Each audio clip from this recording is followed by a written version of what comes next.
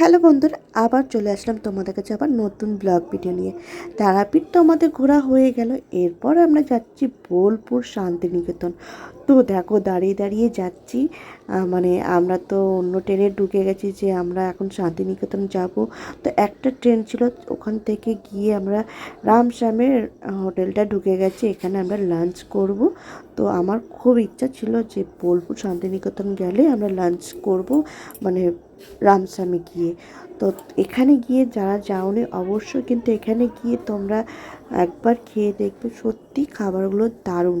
আমার তো খুব ভালো লেগেছে। আর আমরা লাঞ্চে কী করছি, মানে কী খাবো, অবশ্যই কিন্তু তোমাদেরকে শেয়ার করব। আর তোমাদেরকে কিন্তু পুরো ভিডিওটা দেখতেই হবে। আমাদের কিন্তু থালি চলেই এসছে।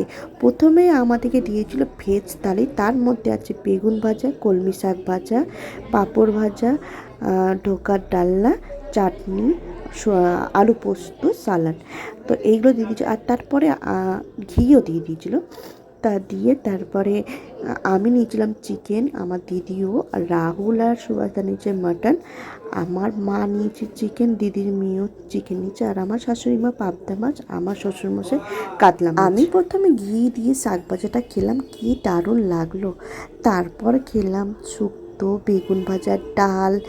খুব ভালো লাগছে, মানে খাবারগুলো দারুণ ছিল। তোমরা যদি না বিশ্বাস করো অবশ্যই কিন্তু গিয়ে, মানে শান্তিনিকেতনে গিয়ে সোনাঝুরি হাটে ওখানে রেস্টুরেন্ট আছে, সেখানে গিয়ে তোমরা ট্রাই করতে পারো। তারপরে তো চিকেন খেলাম, আর খেয়ে আমাদের লাস্টে দিয়েছিল আমাদেরকে পায়েস। ও পায়েস, আমি কিন্তু না মিষ্টি পছন্দ করি না, কিন্তু পায়েসটার স্মেলটা শুনে আমার তো এত ভালো লেগেছে, তাই জন্য আমি বাধ্য হয়ে খেয়েছি, আর খুব ভালো লেগেছে। তাড়াতাড়ি করে আমরা খাওয়া দাওয়া করে নিয়েছি। কেন বলো তো, সোনাঝুরি হাটটা তো ঘুরতে হবে, খুব বড় নাকি। এই প্রথম আমি এসেছি কিন্তু, আর কি ভালো লেগেছে। আর এরপরে যখন শান্তিনিকেতন যাব, এই সোনাঝুরি হাটে এই শামসুন্দর রেস্টুরেন্ট, মানে রিসর্টটা আমরা থাকবোই, কারণ এখানে সুইমিং পুল আছে। কি দারুণ, কিন্তু আমার তো খুব ভালো লেগেছে। আর এখানে কিন্তু শুটিংও চলছিল, আর অনেকে না রিলস ভিডিও করছে। তো আমি তো সেইভাবে, মানে ট্রেনে করে গেছি, তো মেকআপ অতটা ভালো লাগছিল না, তার জন্য আমি আর রিলস ভিডিও করতেও পারলাম না। তো যাই হোক, আমরা তো সোনাঝুরি হাটটা ঘুরে তো আমাদের মন ভরে গেছে। আর কে কে এসছো এই সোনাঝুরি হাটে অবশ্যই কিন্তু কমেন্ট করে বলবে। আর এরপরে যখন যাবো আরও খুব মজা করবে। এইবারে অতটা মজা করতে পারিনি, হাতে টাইম ছিল না বলে। আর তোমাদের কেমন লেগেছে অবশ্যই কিন্তু কমেন্ট করে বলবে।